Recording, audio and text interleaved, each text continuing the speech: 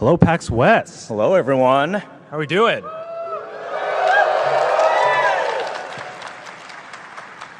All right, Andy, we've been at PAX West for a few days now. How are things going so far? Really, really good. We've seen so many of you at our booth. A lot of you. Our lines are capped pretty much the entire day, so thank you for making that happen. It really means a lot to us. And we just realized that we didn't do any intro. So, hey, everybody, I'm Joe from the Capcom USA community team, and I'm joined by Andy, also part of the community team. We're super excited. Thanks, everybody.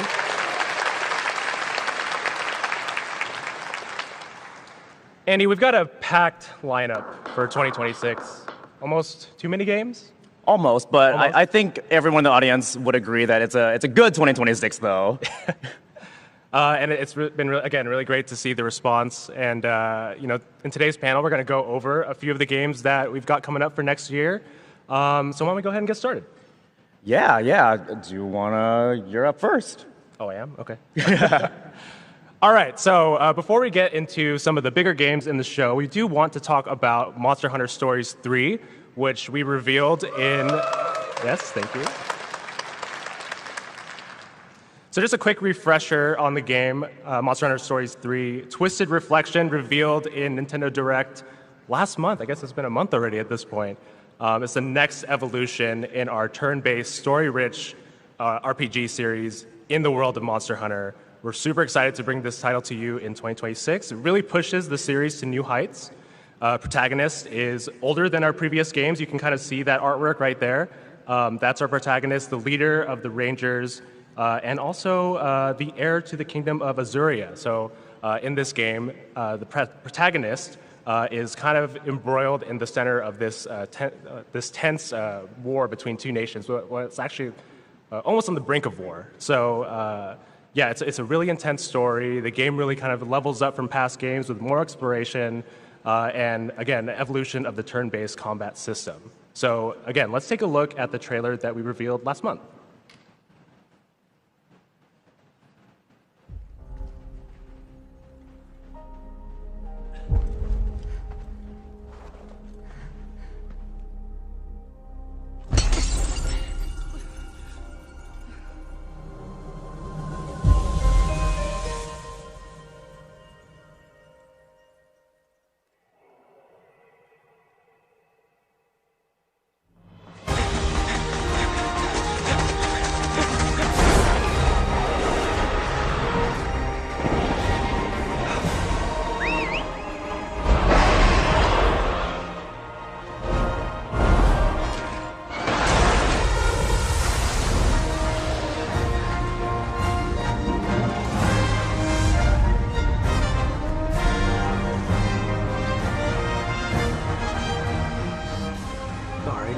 Proving fatal.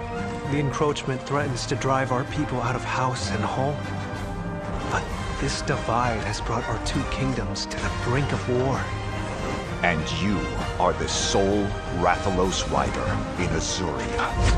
My people have been driven into a corner, and the point of no return is looming before us. Can't afford not to go. I cross the meridian and keep going. Ratha! But it won't be for long.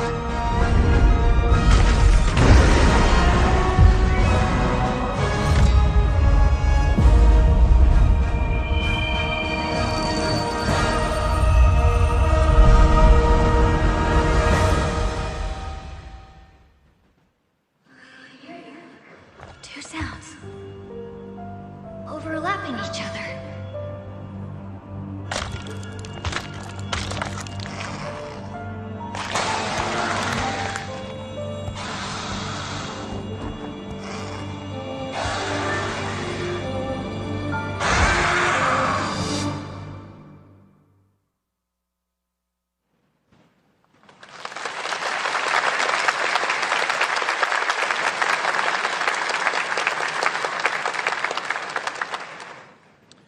All right, and we'll have much more to share on Monster Hunter Stories 3 in the weeks and months ahead.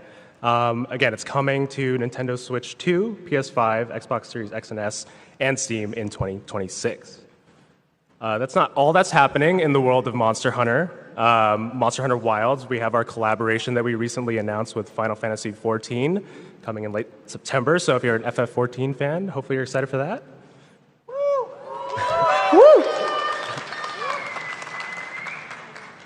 We've also got our Monster Hunter USA Championship. It's coming back for the first time in 5 years in San Diego. We're really excited about this one.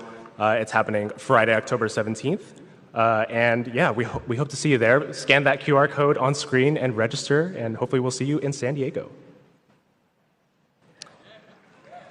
All right, Andy, what do we got next? We have some Onimusha Way of the Sword next, but a little, I know, right? After this, we're gonna do a little recap of Resident Evil Requiem. And then finally, we're gonna end with some gameplay and some cool things with a special guest for Pragmata. All right, so for Onimusha Way of the Sword, how many of you have played the demo at PAX West on the show floor? All right, quite a few people. That's awesome. It is a series that I grew up with, and I'm so excited to talk about it today. Before we get started on the actual gameplay, today I'm going to be talking more about the lore and the mechanics behind the gameplay that you might have seen online or at the show floor at PAX West.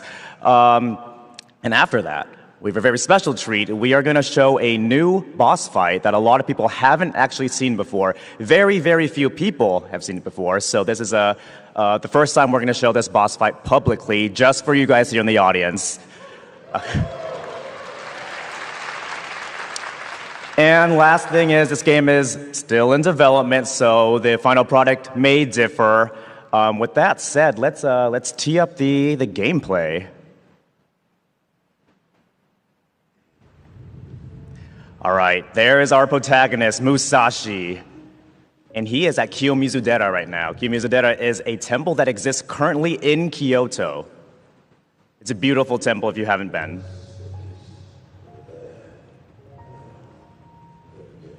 So Musashi is seeing these clouds above Kiyomizu-dera, and that is the malice, which is created by the Genma, the bad guys of this world, if you will. So our job is to go to the main stage of Kiyomizu-dera and wipe out that malice. But there's going to be some bad guys on the way for us to show off our samurai sword techniques. This is our first look at some of the gameplay. We have a single-handed attack, which is super quick and easy to use, and we have a two-handed attack, which can break the enemy's guard. And one of the most iconic things in Onimusha series is the way to absorb souls. The yellow souls heal, the blue souls fill your Oni armaments, and the red souls give you experience. So as you can see here, we can block from any angle, even from behind. And this is kind of a cool way to show how far Musashi has gone in his training.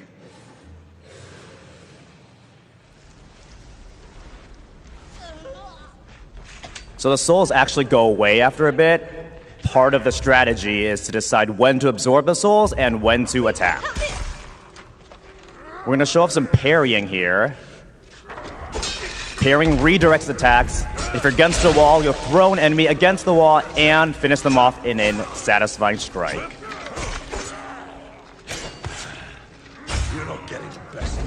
If we use our two-handed attack to break a guard, we can then do a follow-up attack that you see right there. We can also parry ranged attacks and send the attack back at the enemy, which will daze them and allow us to do that.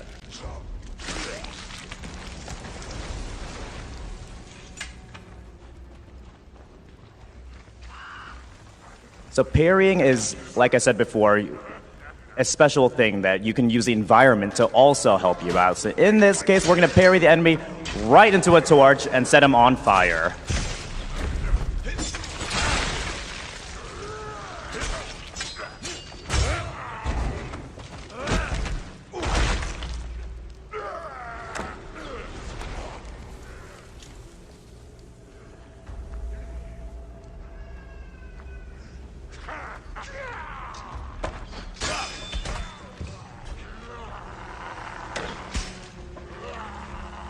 So if an enemy is dazed, then we can quickly take care of him and his buddy right next to him, all in one go.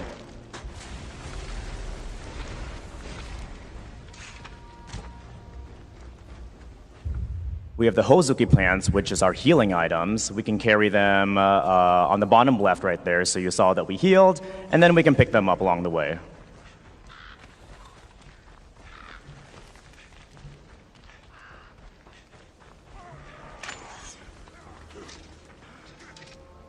If you haven't noticed already, we have a really cool dismemberment system, a dismemberment system being cool, where when Musashi slashes, the body will split apart at exactly the place where he cuts them in half. So let's take care of some of these guys before moving on.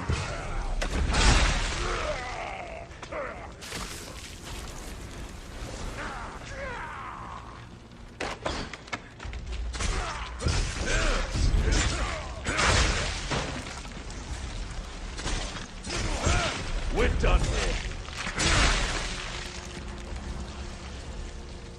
We're going to pick up some additional healing items that we can use along with our Hozukis. These are more minor and won't heal as much, but they're very useful to have. We're going to approach an area where there is usually a cutscene, but we've skipped this just to save time. If you want to see the cutscene, go on our social channels or play the demo here at PAX West. Right here we have some new enemies, and a really good way to handle these is to parry them, especially the spinning ones. You might not see it here, but if we parry the spinning enemies at the right angle, we can send them flying into the other enemies. Here we just put them against a wall and slice them in half. These floating Genma actually absorb the souls that are kind of around you. So you really want to absorb the souls yourself before they can do it, because when they do absorb the souls, they get super strong. But for Musashi and for this, we can take care of them no problem.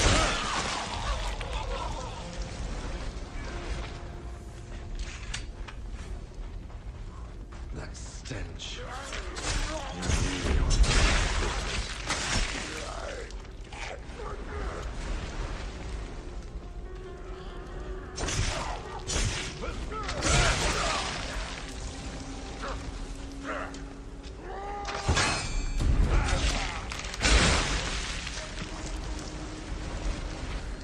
Right here, we can also do a stealth attack as long as they don't notice us.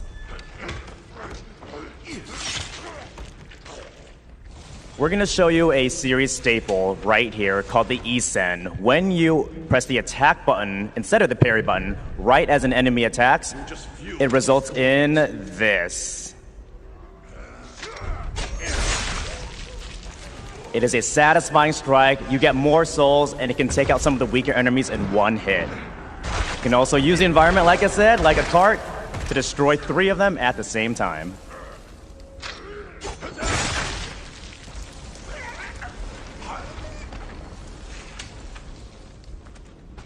It's a more difficult technique, the E-Sen, but if you get it done, then you will get rewarded with a lot.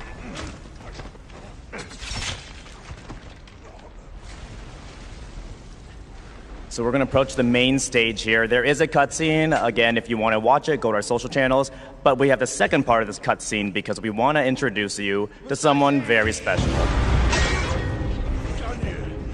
This is Sasaki Ganryu. He is actually the real-life rival of Musashi. And right there, he has an Omni Gauntlet of his own. This is the first time in this series where an enemy has an Omni Gauntlet.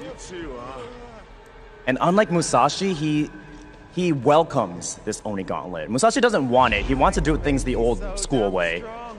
But Ganryu, he's like, I want this, give it to me. And he's almost like kind of bored with the whole concept of power, but he wants more.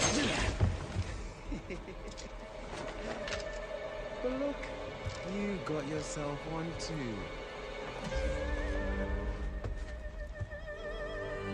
What blessed luck. We're going to get into a boss battle here. The top bar is the health, the bottom red bar is the stamina gauge. We're going to show off a few more techniques in this battle. the best way to take care of him is to parry. This is called a Blade Barrage. If we press the right sequence buttons, we can get that cinematic kind of feel to the swinging. Right there is a perfect evade. If we do enough perfect evades, the bottom reflex gauge on the bottom right, the red, will fill. And once that fills, which it will in just a second, you can do a follow-up attack.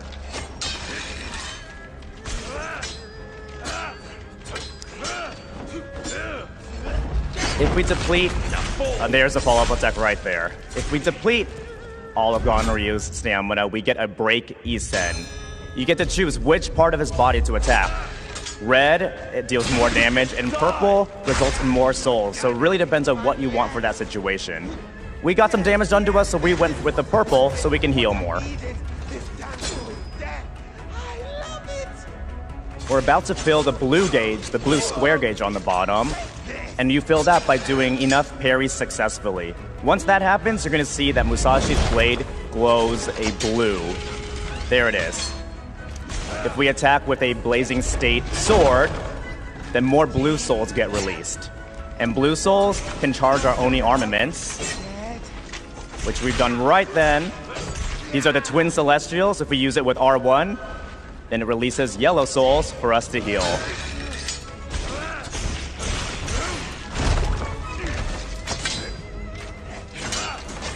Another Blade Barrage. Your best.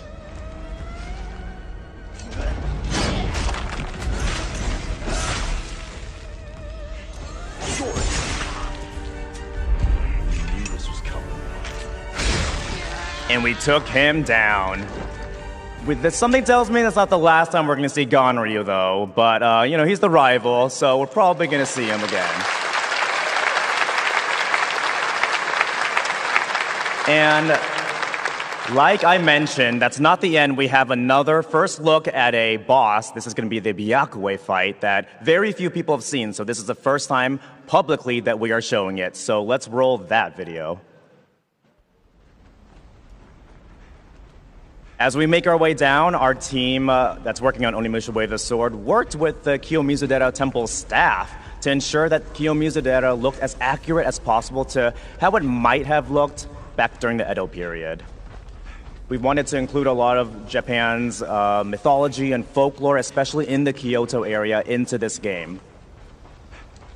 And as we go down the stairs, a rift appears, and through it is Byakue. And like I said, for the mythology and folklore, this Genma is the epitome of that. You see those talismans around him, the white Ofuda talismans. They seal his power, but because we want to defeat him, we're going to have to attack him, and as we attack him, there's going to be blood on the Ofuda, on the talismans, which basically means the more this fight goes on, the bloodier the talismans get, and the more of his power gets released. So we want to make sure to take care of this fight as soon as possible. I'm going to let this fight play out until the end. All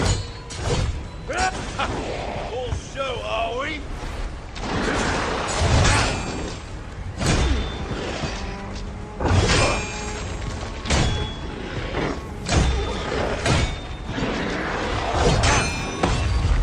You don't need that head anyway.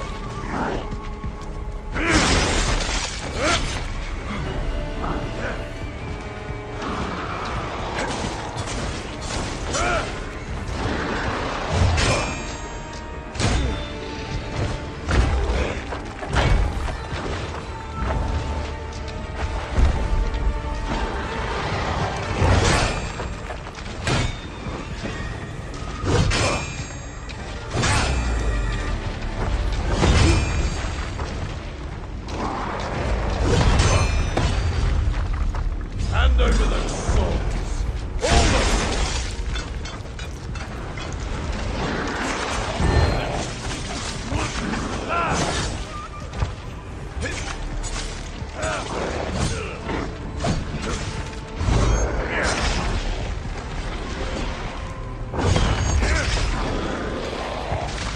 Finally died, huh? And we've done it. The last thing left is to absorb this rift. to make sure it doesn't pop up again.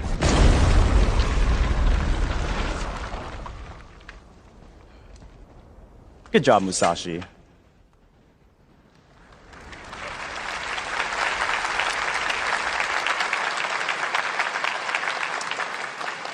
So that's all we have for Onimusha Way of the Sword. It comes out next year.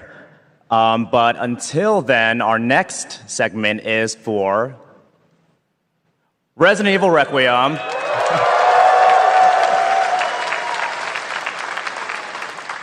So today we're going to be talking about Resident Evil Requiem through the lens of what's already been shared, using the rich history of this series to guide us through this discussion, if you will.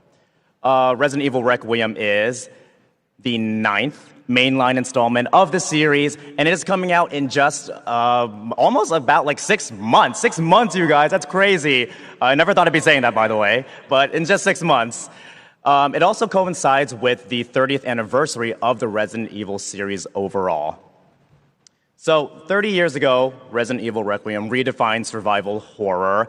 It has been one of the longest enduring and genre-defining games in gaming history, really. It's terrified so many of you, including me, but terrified a lot of generations across almost every single platform out there.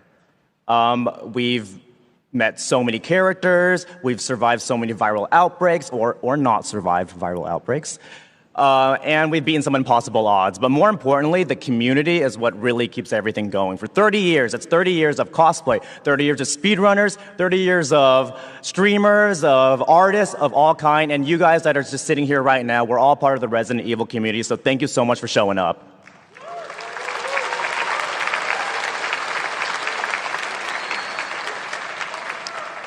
So this anniversary is more than just a milestone for us. It is our way for us to look back, but also to look forward. And Resident Evil Requiem kind of embodies that whole concept. It is a celebration of the legacy, but also it is what's next. What's next because it is the next installment of the series. As part of our 30th anniversary, we actually unveiled a really cool art that I'm going to show you right now. Beautiful. If you haven't seen it, there's some really, really cool details in here that kind of just embodies, as I said, 30 years of Resident Evil. Go to the website or our socials to get a better look at this, but we're going to continue on. So as part of the 30th anniversary, we have a bunch of special collaborations and activations throughout the year, so keep an eye on our channels or wherever you get your Resident Evil news. All right, so Resident Evil is, it embodies everything I already said, but I want a raise of hands. How many of you have played at least 3 Resident Evils? Well, that is a lot. That's a lot, Joe. You have 2? Awesome. How many of you played at least 7? That is the same amount of people. That's crazy. And how many of you have played no Resident Evils at all? Amazing. That is also totally cool. So Resident Evil Requiem is for everyone who raised their hands or everyone who didn't. And thank you for coming again because this game is really just a celebration of the entire series. But let's talk more about Requiem's story. This game takes place in Raccoon City after the Raccoon City incident. That's when the government decided to wipe Raccoon City off the face of the planet to contain the threat. Just something small like that. But you play as Grace Ashcraft. She's a young FBI analyst. She knows how to use a gun, but she's not like a battle-hardened soldier by any means.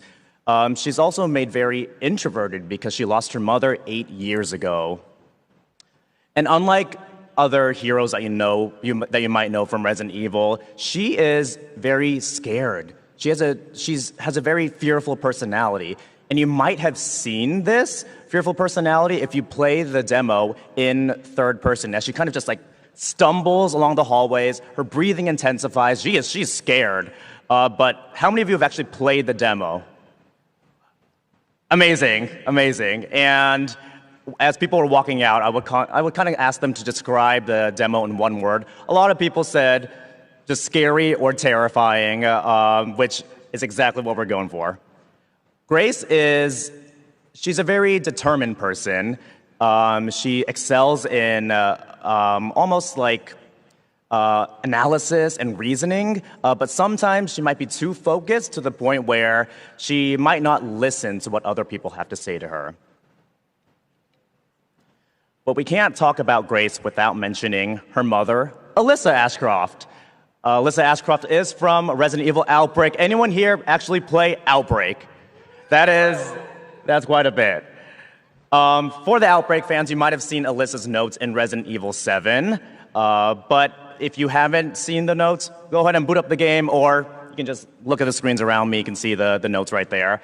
But like heroes similar to Claire or Leon or Jill or Carlos, she did survive the Raccoon City incident. She is very determined. She hates to lose. And more than that, Alyssa, after the Raccoon City incident, she continued to investigate Umbrella and all their darker machinations. As for what happened to Alyssa and Grace 8 years ago, you might have seen a little snippet of that during Gamescom Opening Night Live, where we showed a touching moment between them. Alyssa would say, "You are my hope," and this bond between them, this impact, this emotional turmoil that Grace has to go through, that's the emotional core of the story. So, this Resident Evil Requiem starts when Grace's superior tells her to investigate a strange death in the Renwood Hotel. And the Renwood Hotel is exactly where her mother died. So it's a pretty tall order, but this emotional response, as I said, is what gets the game going. Grace will soon find out that this strange death she's investigating might be tied to the Raccoon City incident, and it might also be tied to past biohazards in unexpected ways. But Requiem is not really just about telling older stories. Like the subtitle says, it is a requiem for the past. It is Grace facing her past, Alyssa's death and Grace's growth. These two, we can't wait to see what you guys think. And this is not a multiplayer game like Outbreak. This is a single-player, narrative-focused game. You don't have to have played any of the previous Resident Evils, but if you have, we hope you enjoy just how this game threads itself into like the larger tapestry of this series. And right here at PAX West, you can play the demo, and hopefully we're still here today and tomorrow, so if you haven't gotten a chance to play it, hopefully you can jump in tomorrow. You can play this game in first or third person and switch pretty seamlessly. We kind of recommend first person for a more immersive experience, and we recommend third person for what I would say to see Grace in how scared she is and everything. So how many of you would play this game in first person? Okay, remember that, Joe, okay? All right, and how about third person? I would say it's pretty even. So we've done this poll on our socials, and it's super fun for us. I think third person is usually the one that wins out, but I think it depends on what day we do the poll, because it's kind of all over the place. As long as you guys enjoy it and you can play it with both, that's really all that matters. So Resident Evil Requiem comes out on February 27th. 2026 on PlayStation 5, Xbox Series X and S, and PC via Steam.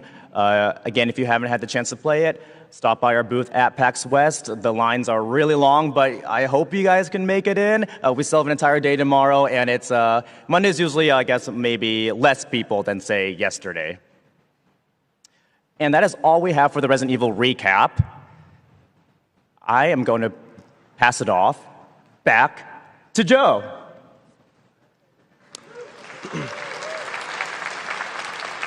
All right. Thanks, Andy. Pragmata. Who knows about Pragmata? All right, Pragmata, a new original sci-fi action-adventure game from Capcom. Some of you guys have been waiting a really long time for this one. So we're really excited to show you more. Pragmata is set on a lunar research station where researchers work with a material called Luna filament. This can be used to basically replicate anything as long as they have its data. Suddenly, this research station goes dark. prompting a response team to be dispatched. In Pragmata, you play as two protagonists at the same time, the spacefaring Hugh, who you can see in the artwork here. He's a member of the dispatch team, and Diana, a mysterious android in the form of a young girl. She is a Pragmata, and that's an android created using Luna filament. Pragmata does what Capcom does best. It's action, but with a twist. And enemies have to be hacked before you can actually do any damage to them. And you do this all in the heat of battle to really create a unique tension that's really special in this game. We're going to show a bit of live gameplay coming up, but it wouldn't feel right for me to do that alone, so we brought out a special guest. Everybody, let's welcome Maximilian to the stage.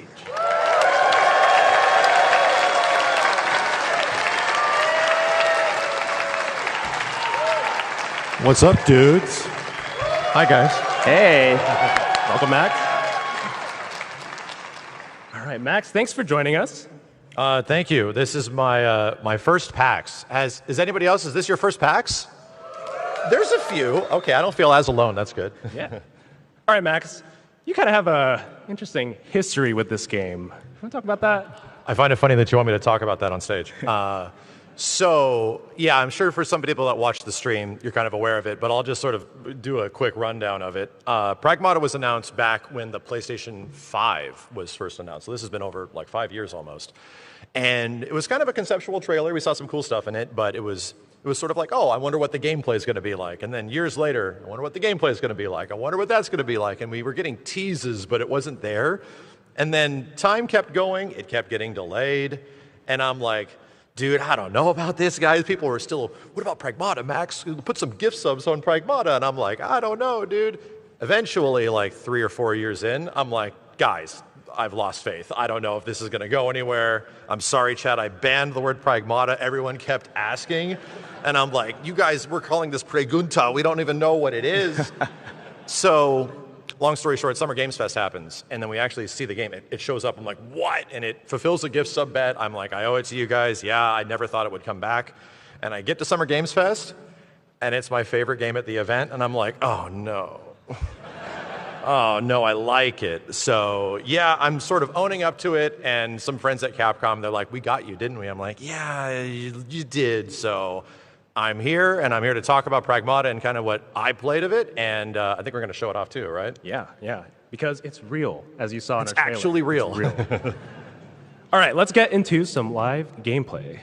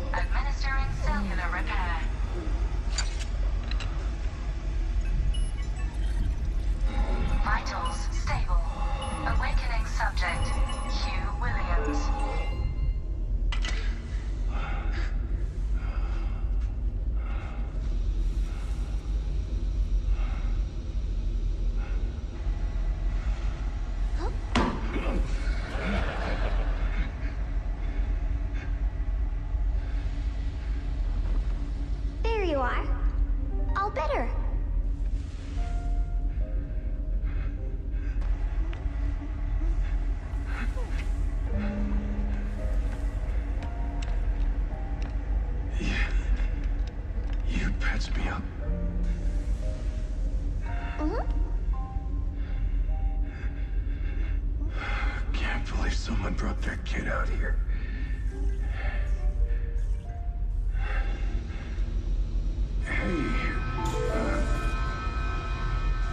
Hello, this is Edis, your autonomous base administrator.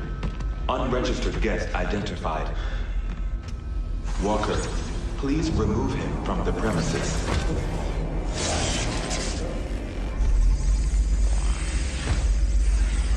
Hey, watch out. There's something right here.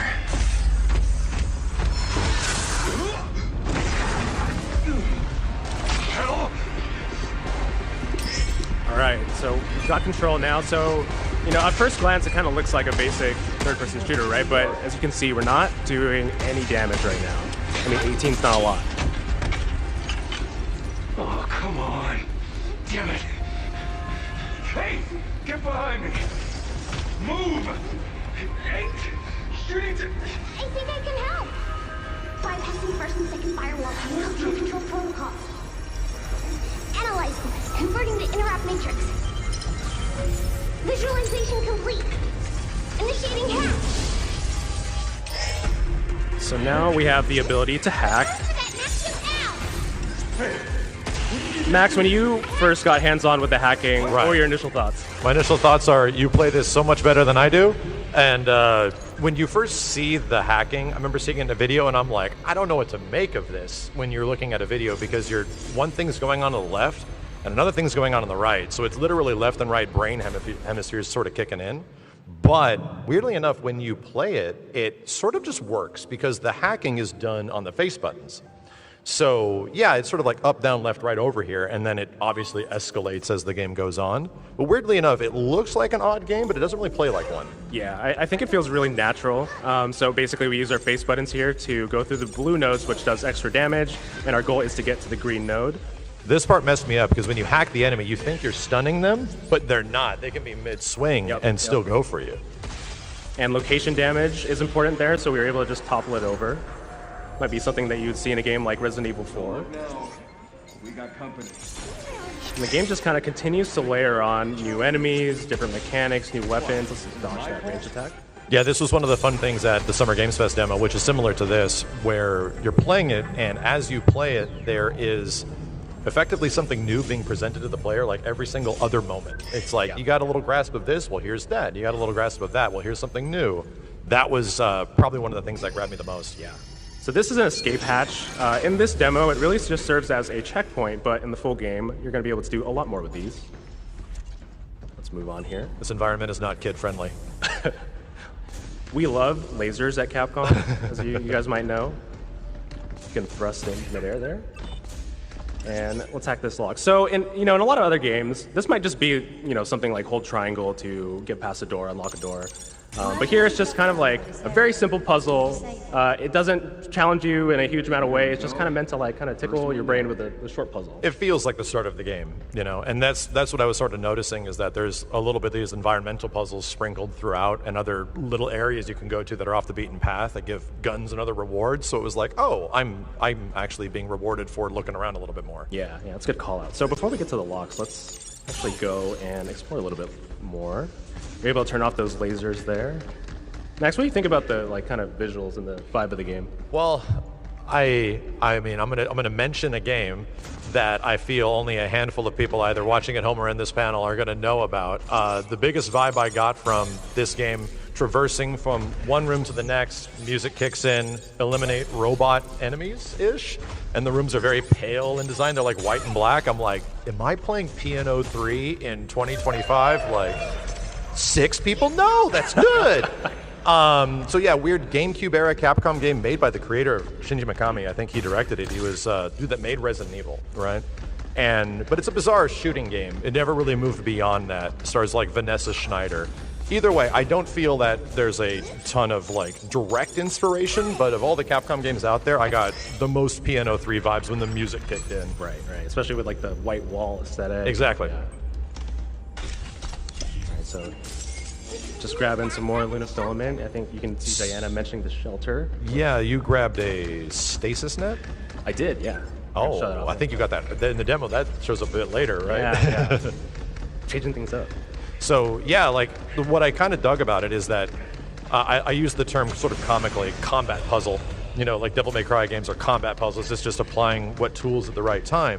But in this game, it literally is, because your resources are limited. So your main gun, the grip gun, like refreshes. You sort of get ammo back, but like the stasis net, and I think what you're about to pick up, you don't get a ton of ammo. Yeah. You kind of got to use it like a resource. So this is basically a shotgun, right? It's a big shotgun. Yeah. If you want things to go down quick, this is what I was pretty much using. Yeah. So now we're gonna get challenged a little bit. This is a walker enemy. So we do the big hack there. You did that so fast. So yeah, you use the big yellow thing as the stasis net that pretty much keeps them in the stun state for an extended period of time. You did that really fast. I played this a little bit. I'm assuming so. But I think that's the cool thing about this game is the more you play, the skill expression, it gets better. You get better at the game. You feel yourself getting better. There's progression. It feels good. Yeah, I think I went back a few times to try it, and the reason is that I wanted to do it as quickly as I possibly could, because I was feeling sort of like a classic like Mega Man vibe of like, oh, I just want to try to beat this, you know, hit all the crit points, hit all the good spots, and just move from one point to the next point. Yeah, I think the thing you mentioned is flow state, right? Yes, it's like a flow state game, yeah. So I mentioned Mega Man, and I have to ask, since I'm on this big panel of Capcom stuff, I have seen a video or two, not by me, saying that this is a hidden Mega Man game. Can you guys comment on that at all? It is not. Okay. Oh, fine. Gosh. Yeah, I think because it's a new Capcom IP, a lot of classic Capcom fans, including myself, you know, are sort of like reaching a little bit, or like sort of wondering if this is going to tie into some sort of mega narrative, but that's kind of the neat thing, is that Pragmata is like a completely unique thing that has been in development for a long time. It was really funny to come back from SGF, and the narrative was that this was a hidden Mega Man game, and we brought it to the dev team, and they're like, what is going on? What?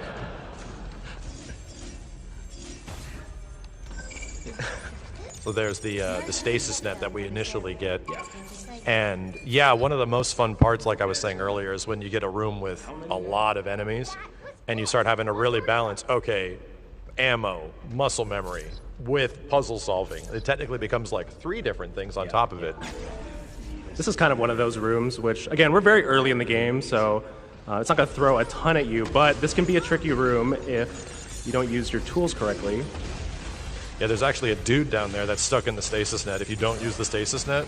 And you're sitting here trying to fight the larger guy, and the dude comes in and starts hitting you, and you're like, uh-oh. This is where, like, that, like I said, left-right brain hemisphere thing sort of starts to really kick in.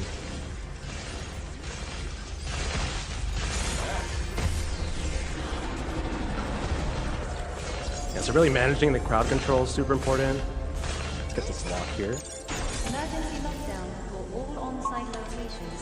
So there's an entire 3D printing sort of plot point in this game, right? Yep. So again, anything can be printed using Luna filament, but the cool thing is, you know, sometimes the 3D printing messes up, right? And so you can kind of see that right here.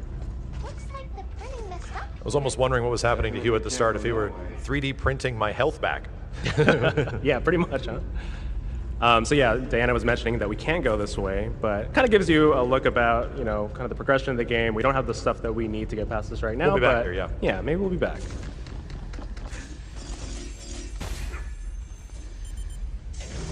Dude, Diana's hair physics are like multi-generational. Just like an actual huge upgrade. That's crazy. All right, let's head down this way. Dropping down. Just want to talk about this. You know, we at Capcom, you know, we'll put a ladder in a game, but you know, you have to style a little bit. So we got this.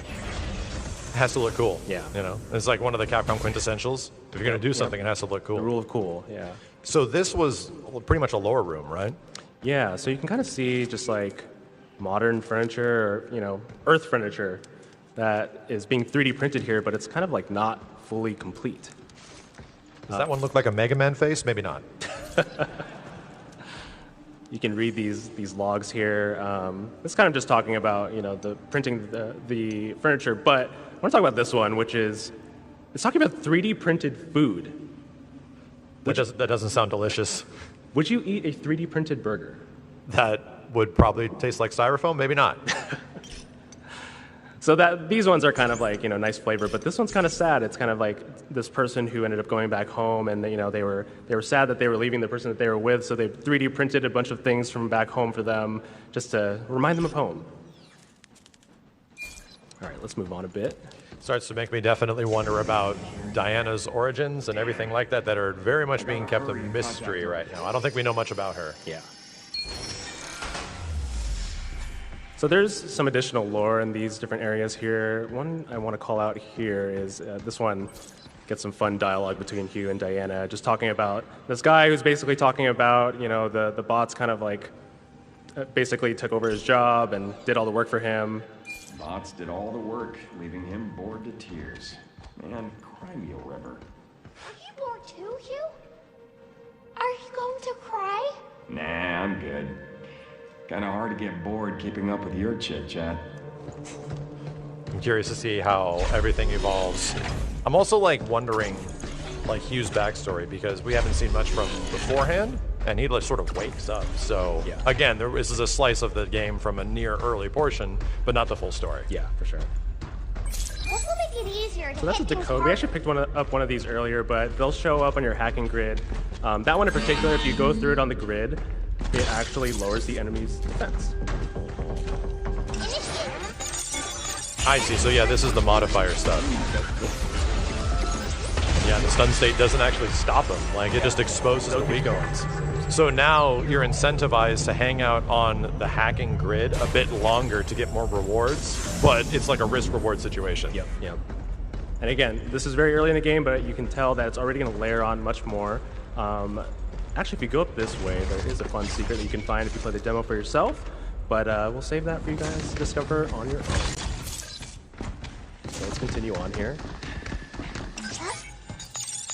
And Max, you know, this is a classic elevator, which very clearly nothing will happen here, Nothing right? bad will happen. No, we're going to be totally fine.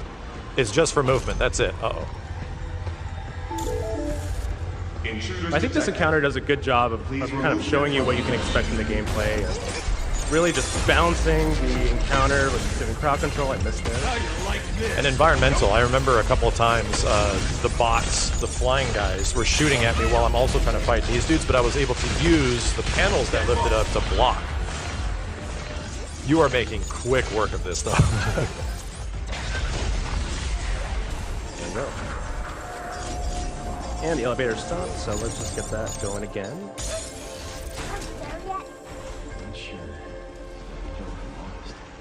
Yeah, it's funny to see the game that was in development for so long, like a conceptual phase, wondering what it's going to be, you know, from the very, very early gameplay snippets being like a third-person shooter action game, but still not entirely committed. It looked like it could have been close to like even a Lost Planet 3 situation, so we were just like wondering. I mentioned the word Lost Planet at a Capcom panel, okay? So yeah, it was sort of like a curious like wonder over the years, how is this game going to turn into something like tactile? And now it plays like no other Capcom game I've played. Yeah, and it feels really good to play. I think when you guys get hands-on with it, you'll agree that, you know, the gameplay feels tight, the core mechanics feel really good. It all just clicks. So Max, I've kind of played enough at this point, so I think something's about to happen. So I'm going to hand the controller over to you. I think you remember at Summer Game Fest, yes, we unceremoniously just ripped the controller from your hands and didn't let you fight the boss, but I'm going to let you do that today. I have very little time with this, but alrighty then.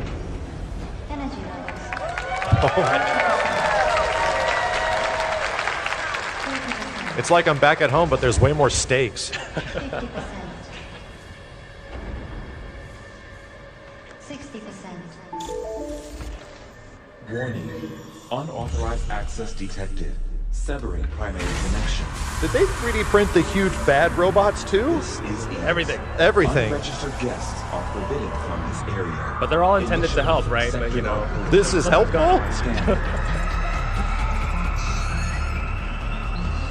Targets identified. Neutralizing threats. Neutralize? Us? just love the design. This is a sector guard. Really, really cool design. Get ready. And I'm throwing you right into it. Remember the buttons. Any idea what the hell this is? Never seen it before. No, it's not one of your hot buddies. Then I guess we can just go and blast it. You really gotta like I time took your the longest route.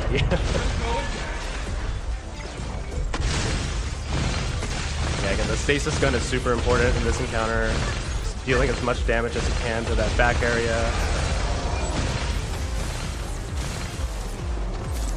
Oh, you got the okay, cool. Yeah.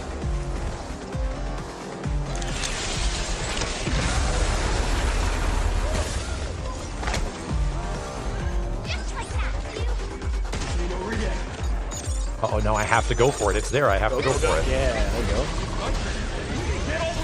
Oh god. Big AoE attack. So yeah, you can't use the dash like as much as you want. There is definitely like a cooldown to it. Yep. Oh, you went for the big hat. I'm going for the big one.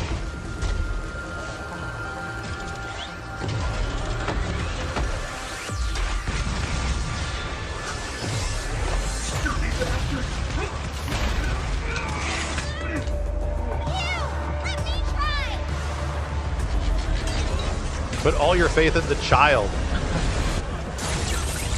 You got a very classic Capcom thing right there. This isn't like a devil trigger at all. Oh god, did I mess up? Oh. So yeah, when you're in overdrive, what exactly is the difference? Like you get like a slow-mo? It's like a save you, right? So it'll basically stun everything around you. So instead of having to hack each one individually, it'll just do all of it. In this case, you only have one enemy on you, but you can imagine encounter with much more enemies.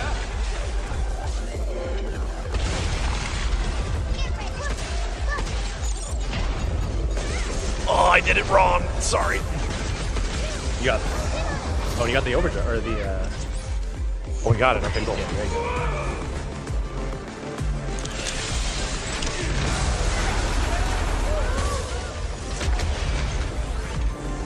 It's still alive. Almost there. Almost there. Chill, chat.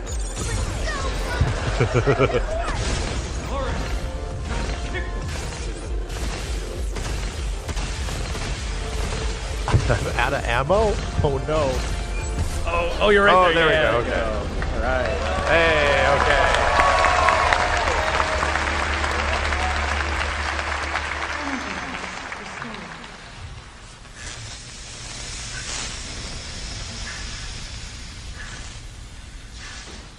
Yeah, baby. We did it. This is how we say good job.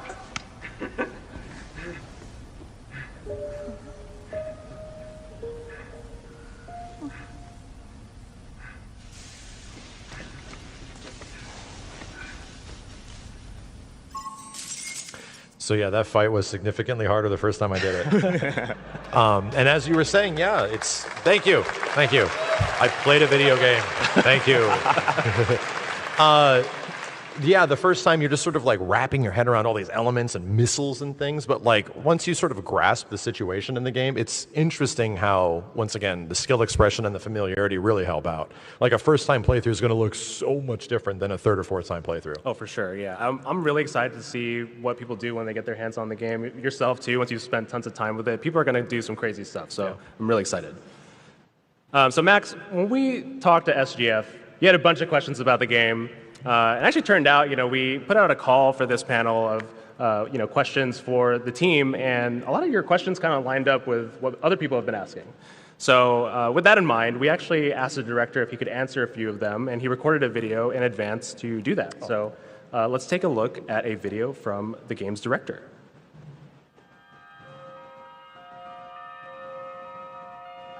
皆さん、こんにちは。プラグマッタディレクターの張ヨンヒです。PAX West 2025のカプコンパネルにお越しいただき本当にありがとうございます。そして今回のスペシャルゲストであるマクシミリオン・デューズさんによるどのようなゲームプレイが見られるかとっても楽しみにしています。数週間前、私たち開発チームへの質問を募集しました。質問を通してどんなことを皆さんが興味を持っているのかを見るのはとても楽しく、どの質問を選ぶか、本当に開発の我々としても悩んでいましたが、今回はその中からいくつかお答えできると思っています。では早速始めていきましょ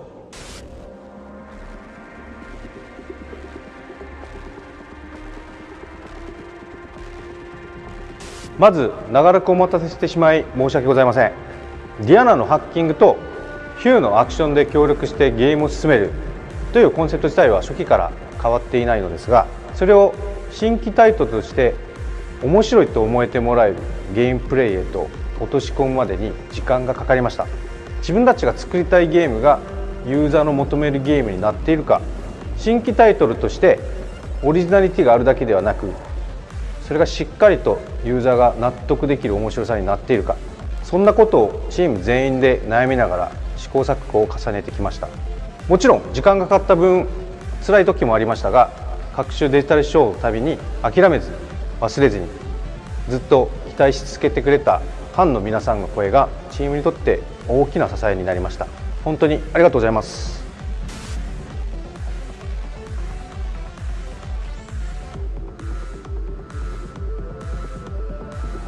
まだ詳しくはお話しできないのですが、本作の舞台である月にはメカニカルな月面施設だけではなく、何これと思ってもらえるようなユニークなステージが他にもいくつかご用意しています。その一つがですね、月面のタイムスケアですが、もちろん本編にもちゃんと用意しております。ただ開発を進める中でアップデートを重ねているので、初期のコンセプト映像そのままではありません。例えば人工衛星が上から押してくるところとかは現状では存在しておりません。タイムスケアのステージがどのようになっているのかは近いうちにまた皆さんにご紹介させていただく予定なので、お楽しみに。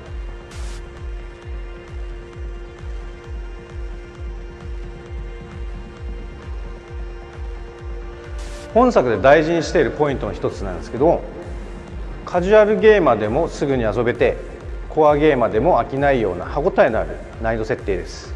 プラグマッタの物語や新たなゲームシステムをより幅広くゲームファンの皆さんに楽しんでほしいと考えていて、調整を頑張っています。Q やディアナ、装備強化などといった要素はもちろん存在しています。詳しい情報は追ってまた発表していきますので、ぜひお楽しみにしてください。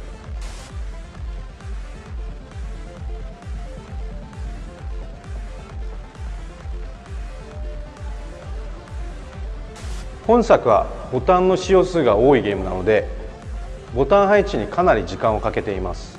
現状ではチーム全員が納得できるボタン配置になっていて、誰もがすぐに慣れるような操作感覚でプレイできると思います。実際に遊んでもらうと分かるのですが、一見複雑そうに見えるコントローラーのボタン配置はゲームプレイ開始直後からすぐに理解できるようシンプルで直感的なものになっています。ただ実はボタンの数による制約よりも難しかったのが、パズルとアクションという異なる要素を並行に、しかもそれがテンポよく戦略的に最後まで飽きずに楽しめるようなものにすることでした。これにはですね、絶妙なバランス調整が必要だったので、チーム全員が本当に試行錯誤を繰り返すことになりました。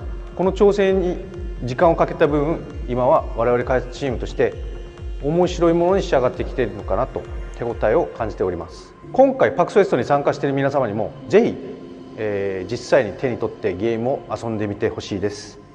今回はたくさんの質問をありがとうございました。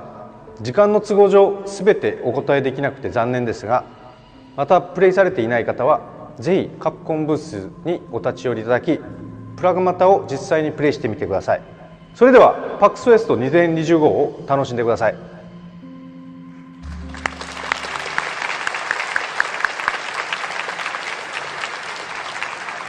All right. Thanks so much to Director Cho for taking the time to answer those questions. Max, did that get you hyped to see more?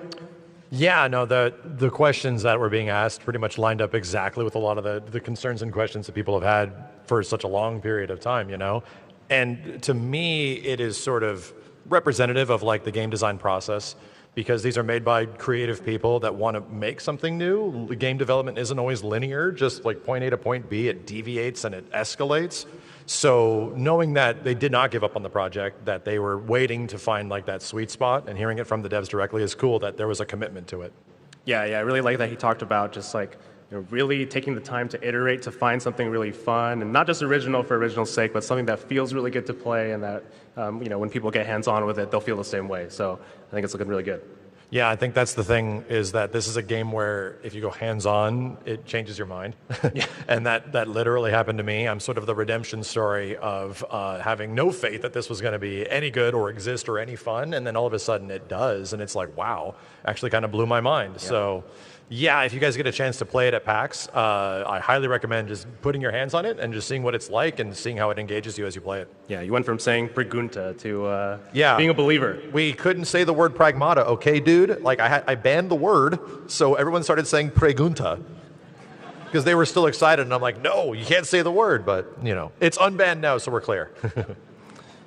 All right, Max, first, PAX West, right, ever? Any closing thoughts? Well, thank you guys for being here. I mean, it means a lot. It means a lot that Capcom invited me here, that you all were able to be a part of this. I don't get to go to a ton of conventions and stuff, usually at things like EVO, but being here for the first time and being part of a Capcom panel that I've been going to for like 12 years throughout like E3 and everything else means a lot. So thank you guys too. Well, we'll be sure to grab a picture at the end, I think. We got to commemorate this moment. No, that's a good idea. Do you guys want to take a picture or something? We get one with you all? Okay, that'd be a good idea. Okay. All right, so just to wrap things up, this game releases next year, PS5, Xbox Series X and S, and PC. We can't wait to share more, so be sure to, again, stop by the booth, play the demo, grab one of our special pins while you're at it, and be sure to follow our social accounts for more information to come in the future. Max, you're also going to be signing some posters at the end of this, right? Yeah, no, thanks to the Capcom folks. They got us some free posters. We're going to have some limited time with signing. Thanks to the PAX crew for setting that up as well. So I think that's going to be going down at 4 o'clock, kind of right after this panel. And I don't know the exact geographical location. It's right down the escalator, right? Yeah, I think it's on the 4th floor in this building. So look for the autograph area. I think it's like as clearly labeled as possible. It's in the autograph area. So. Okay, I'll see you guys there. I'll be doing meet and greet and giving away posters for a bit over an hour. So I hope to see you there. All right, so just 2 more things before we wrap up. So if you've played the demo here at PAX and are interested in sharing your thoughts for an upcoming video, actually, if you could stick around for the panel, maybe we might have a chance to grab you for a couple questions. We'd really appreciate it. And again, last but not least, if you look under your chairs, you might have a pin under your chair. Ooh. So hopefully you're able to grab one. If they have to solve a Pragmata puzzle under their chairs, that's not nice. You got to trace with paper. But yeah, that's going to do it for our Capcom Presents panel. Andy, before we close things out, any thoughts? No, great time. Thank you guys for coming up here to learn more about Onimusha and to get the recap of Resident Evil. So thank you. All right, thanks everybody. We will see you next time. And actually, let's stick around so we can get that picture. Yeah. Thank you, everybody.